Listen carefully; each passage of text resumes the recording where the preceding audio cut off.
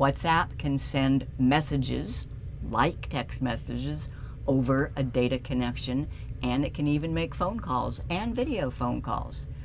I already have WhatsApp installed on my real phone. Let's see what happens when I try to install it on this phone. So I need the App Store again. So I will get that. So I just used the App Store to install WhatsApp, and I agree and continue.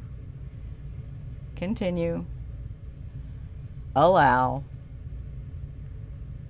And I don't want to enter my phone number because that can only work on one device. I tap the three dots instead and link as companion device.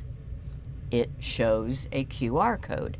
Now I go to my main phone, open up WhatsApp, tap the three dots and linked devices and link a device. And it's telling me to scan that QR code. Okay, I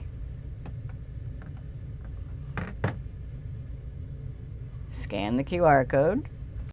This is saying keep WhatsApp open on both devices. And now it works.